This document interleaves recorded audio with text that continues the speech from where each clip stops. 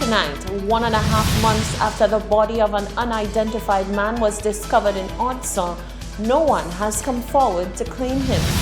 Viewfort bus drivers refuse to budge, leaving commuters stranded after what they say was heavy-handedness on the part of a police officer. Right? The guy then came out of his car, right? Grabbed the other guy, actually hit him. My colleague retaliated the same way. And teachers of the Gordon and Walcott Memorial Schools stay away from their classrooms for a second day of protest. We have the details of these stories and more coming up.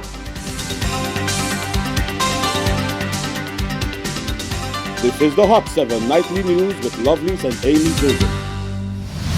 Good night. It is Wednesday, the 16th of October, 2019. Welcome to the Hot 7 TV Nightly News. We're on Flow Channel 117, also being simulcast on Kiss FM Radio. You can also watch on our website. It's www.caribbeanhottv.com or watch on our free Caribbean Hot FM mobile app. I'm Lovely St. Amy Joseph. Thank you for joining us. The Viewfort bus stand was thrown into a tailspin after an incident involving 2 bus drivers and a police officer in plain clothes. Drivers are outraged after the officer reportedly brandished a weapon and hauled one of their own off to the police station. The drivers banded together to pull their services both in Castries and Viewfort. They also went to the police headquarters to launch a formal complaint about what they say was the heavy-handedness of the officer. Rochelle Gonzalez was on the scene and filed this report. One for all and all for one. This is the message being enforced by drivers of the Viewfort Minibus Association, who have stopped their services indefinitely until the release of one of their colleagues whom they claim was wrongfully arrested by a plainclothes officer. Well, what really happened, I took off my vehicle from the parking and I was driving into the entrance. I was making a left turn. There was a car ahead of me, coming towards me, stopped directly in front of my bus. It was difficult for me to make a left turn. The driver of the car stopped, refused to go back. While I was unable to go back, there were a line of vehicles behind me. There was only one truck behind the car. The driver of the car came up to me and asked me to move because I'm wasting his time. I told him I was unable to move because of the vehicles at my back. Then he went in his vehicle, he sat behind his wheel and he stayed there for a few seconds. Then the passenger came out aggressively and attacked a colleague of mine verbally. Then my colleague asked me to go forward and backward. He would have checked for me, and I was able to maneuver tightly to the entrance. And after I entered the entrance, then they exchanged words verbally, and the gentleman which was on the car, I understood he was a police officer because he was in civil clothes with no ID, punched my colleague, and in return my colleague retaliated. And then he told him that he was going to arrest him. He pulled out his gun. He never showed an ID, never identified himself who he was. And the other guy, the driver, came off with a firearm and they arrested my colleague and left with him. The car in question with the 2 officers, at the time we didn't know they were officers, they came up and parked up. In passing, they cursed our colleague. He did the same thing. He cursed him back. Right? The guy then came out of his car, right? Grabbed the other guy, actually hit him. My colleague retaliated the same way.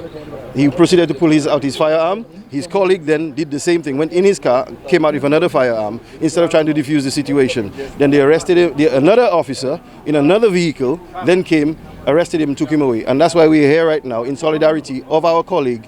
And we're not going to go back to work unless he's released. President of the National Council of Public Transportation, Godfrey Ferdinand, was also on hand to appease the situation. According to what I'm told, is that one of the members was wrongfully arrested. And what happened is that the rest of the members just donged their tool and decided unless he is released, they wouldn't start work. Obviously, processes or issues like that has to go through a process. And that's what I was trying to explain to them. We will file in to the complaints unit of the police department. We'll also seek justice through the courts in terms of the wrongful arrest, as well as if there is any compensation, and if in reality there was an assault as stated, the courts will decide what's best to do. But we as a sector feel sometimes that we are targeted and hence the reason why I think that the guys acted the way they did. But Meanwhile, tensions have been rising high as commuters continue to pile up at the Vieux-Fort bus stand, hoping to go home with no public transport to get on board.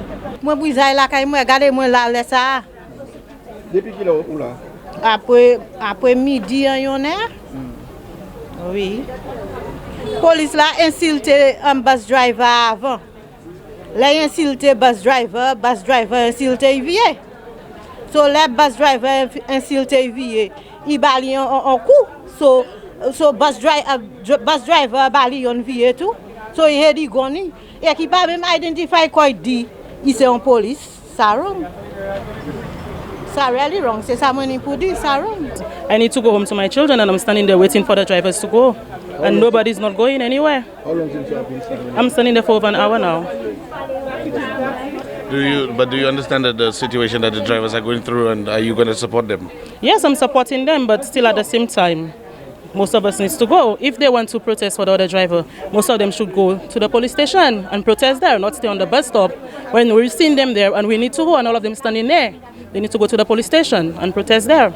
So we can go home, because I need to go to my children. As we speak, a meeting is being held right here at Chesterfield between the President of the National Council of Public Transportation, Godfrey Ferdinand, and the Commissioner of Police, Severin Mosheri. Reporting for Hot 7 News, I'm Rochelle Gonzalez.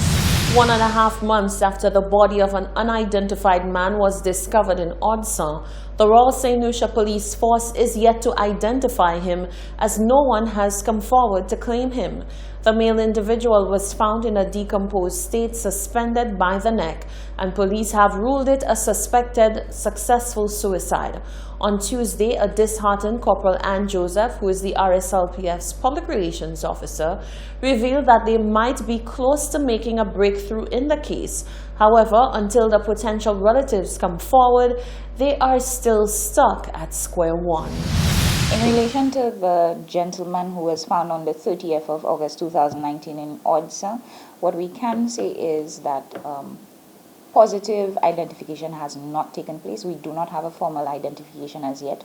We're exploring the avenue of DNA testing in relation to 2 possible families that he may be a part of. That has not happened. As soon as it does, obviously, you guys will be apprised once we have a positive identification of who this gentleman is. The press relations officer said efforts were made and all avenues were used to identify the unknown man. However, their efforts were mostly in vain. One of the things that happens when a body is discovered, obviously you do go through first things, well, depending on the instance, you would make inquiries in the general area. That was done. The community, that was also done. You'd also make a public appeal. That was done. You would also go through your database of missing persons. That was also done. But to date, nothing has come up conclusively to say that this individual who was reported missing.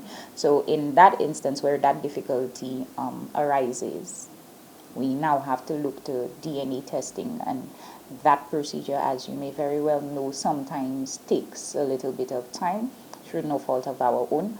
You do know that external agencies are the ones responsible, and they themselves do encounter some difficulties at times in relation to testing. Corporal Ann Joseph said it is never easy to see such cases where a life is lost and no one steps forward to claim or even identify the body. She said in the case of the John Doe in question, people eventually turned up to make inquiries. However, the general response in this matter and others like it, she says, is saddening.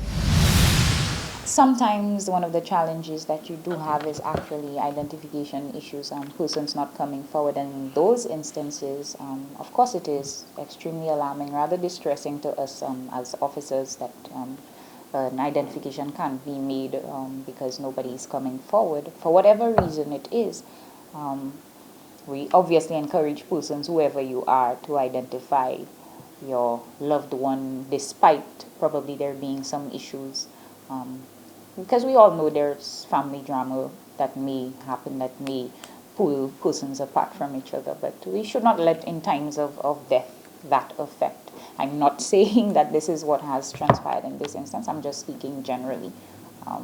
But again, in this particular instance, we are pursuing possible leads in relation to 2 families that have reported persons as missing, and if it pans out that it is their family member, we'll be able to inform.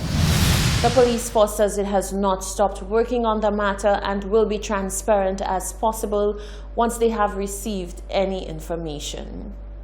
Newly reinstated director of the Borderley Correctional Facility, Hilary Herman, revealed that he is already facing a mammoth task ahead of him in his line of work, with one big issue being gang-related. Herman says infrastructural limitations coupled with gang segregation is a major cause for concern. However, it is high on his list of priorities in his efforts to restore order to the Borderley Correctional Facility. Rochelle Gonzalez reports. The new director of the Borderley Correctional Facility has only been at his post for 6 days. However, he's already preparing himself to take on the mammoth task which he has inherited.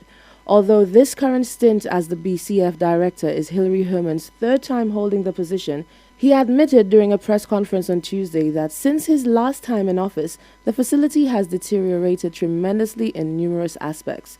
He said, however, he is ready to face the issues head-on and restore order to the facility. One of the many issues currently staring him in the face is that of gangland activities at the BCF. Currently, we have a problem with infrastructure, meaning the prison was originally built with a segregation unit. The segregation unit was then used for juveniles. So it's tough to manage it because you have to find areas to segregate, particularly, as you know, we have a gang issue. So it's hard to segregate. So it is a management challenge to try to discipline and keep inmates segregated. It is a huge challenge, and it's mine to take on, and I will. Herman said fighting among inmates is a regular occurrence. On the other hand, he continued on to say that careful steps are taken to protect the lives of inmates, namely gang members in this case.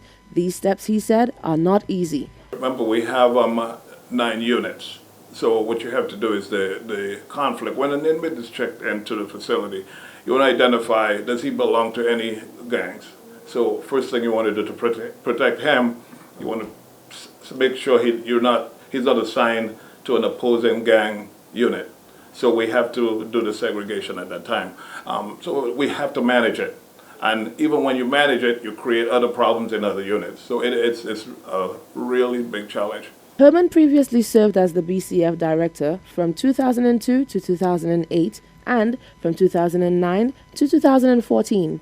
Reporting for Hot 7 News, I'm Rochelle Gonzalez. Information reaching the desk of Hot 7 TV News indicates a staging of yet another sick-out by employees of the Labor Department. On investigation of the matter, our camera crew happened upon a near-abandoned office at the Labor Department headquarters. Though officials say no such sick-out was carried out, the lack of employees tells a different story. Our camera crew caught disgruntled members of the public attempting to rectify labor issues who had to be turned away as there were no labor officers to assist. Solange Alfred reports. In an attempt to verify information regarding a sick-out allegedly carried out by employees of the Labor Department for reasons unknown, on Wednesday, 16th October, the Hot 7 News team visited the institution. Upon arrival at the Labor Department, it was observed that one individual was seated in the office area, which is fashioned for sitting of a total of 5 persons. When asked about the apparent sick-out, officials denied the rumor. However, Acting General Secretary of the Seamen, Waterfront and General Workers Trade Union, Michael McCombie, who was present to handle an issue as a bargaining agent, was displeased with the level of attendance he received at the Labor Department. My issue here this morning is with Alize Inn. We had a meeting planned for this morning with the Department of Labor. Sadly, however, we've gotten there and the place has no labor officer, including the one who's supposed to deal with our issue. I mean, it's frustrating when you have persons whose bread is placed on the line and we have to try to resolve it as it relates to them being paid, and there's no one to attend to those issues. It's lamentable. Macombie speculates a number of factors could have influenced the lack of attention given to individuals coming to the Labour Department for redress on Wednesday, 16th October. When informed of the alleged sick-out, Macombie says the likelihood of it being a sick-out is extremely high. If it's a sick-out, well, can you imagine how it's going to impact on labour issues there? But I'm not even in the know. Thanks for informing me that probably this is what's happening. And chances are it is. Yeah. What do you think of the industrial climate in St. Lucia? It needs improving on tremendously. It's lacking essentially at all fronts. Yeah. There's really need for revamping the whole structure that allows for the resolution of disputes on this island. It is still unclear as to the reason behind the seemingly apparent sick-out at the Labour Department. Reporting for Hot 7 News, I am Solange Alfred. This is the Hot 7 TV Nightly News. Still to come, teachers at the Methodist School are off the job for a second day of protest. A former CARICOM ambassador calls out the Bahamas for self-segregation in CARICOM. And we're finding out about traditional medicines as part of Creole Heritage Month. Stay with us, we have that and more when we return.